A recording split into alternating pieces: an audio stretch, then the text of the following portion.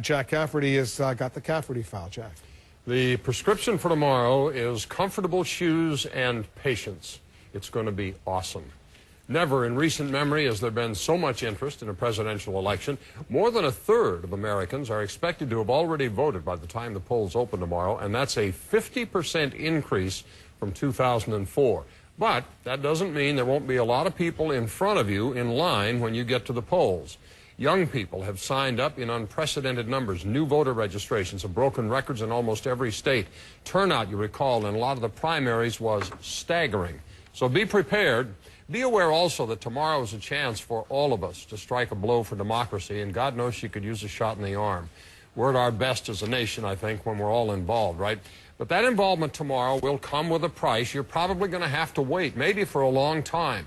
While you're standing there in line, grumbling that the line isn't moving or the machine is broken, remember what it was that got you into that line in the first place.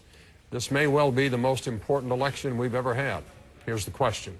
How long are you willing to wait to vote? Go to cnn.com/Cafferty file, and you can post a comment on my blog.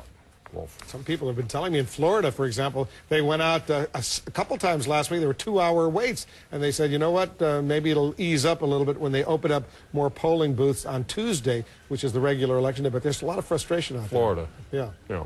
Remember that Florida. state? Yeah. Okay. I do. Jack, thank you. The question this hour, how long are you willing to wait in line in order to cast your vote? Michelle in New Hampshire writes, I'm prepared, willing to wait all day. I've cleared my calendar to make sure I can spend all day. The time I don't spend waiting or voting, I will spend poll watching and holding signs. It's far too important not to make a personal sacrifice to make sure my vote counts. As an Army wife, one day of work loss is meaningless compared to the days my husband has and will spend on deployment. To all within the sound of your voice, get out and vote.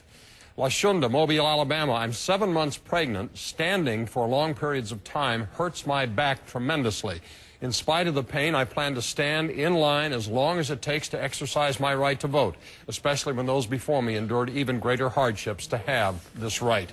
Bill in San Diego, I appreciate the question, but if anybody honestly thinks the wait is not worth it, even if it's all day, think about all of the people in places who can't vote. Think about the people who have fought for voting rights. And remember that blacks and women were not allowed to vote not that long ago. Patrick says not longer than about 30 hours. Dawn in Florida, my husband and I waited 2.5 hours in Miami to vote early.